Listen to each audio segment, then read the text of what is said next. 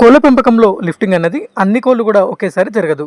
ఒక్కసారి 1000 కోళ్ళు, 2000 కోళ్ళు మాత్రమే పోతాయి. అప్పుడు ఆ కోల్పోయిన ప్రదేశం మొత్తం కూడా ఈ విధంగా ఖాళీగా ఉంటుంది. చాలామంది కోల్పోయిన ప్రదేశం పూర్తిగా షెడ్ మొత్తం కోళ్ళని జరపకుండా కోళ్ళని 2 పార్టిషన్లకే పరిమితం చేస్తూ చాలా దగ్గరగా కోళ్ళన్నిటిని కూడా ఉంచుతారు.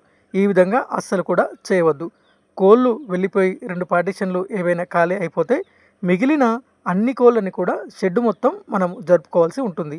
ఎప్పుడు కూడా అన్ని కోళ్ళని 2 పార్టిషన్లకి పరిమితం చేయకుండా ఈ విధంగా మనం కోళ్ళని షెడ్ మొత్తం కూడా జరపాలి. దీనివలన కోళ్ళకి ఎక్కువ డ్రింకర్స్ లభ్యత ఉంటుంది, ఎక్కువ ఫీడర్స్ లభ్యత ఉంటుంది. అదేవిధంగా డెన్సిటీ అన్నది వాటికి ఎక్కువగా లభించడం వలన కోళ్ళు అన్నవి చక్కగా ఉంటాయి. దీనినే థిన్నింగ్లో ఈ మెథడ్ని వాడతారు. థిన్నింగ్లో కోళ్ళకి ఎక్కువ డెన్సిటీ కోసం, ఎక్కువ ప్లేస్ ఉండడం కోసం 1000 కోళ్ళని, 2000 కోళ్ళని తీసి మిగతా కోళ్ళని 3-4 రోజుల వరకు ఉంచి ఆ తర్వాత మార్కెటింగ్కి తరలిస్తుంటారు.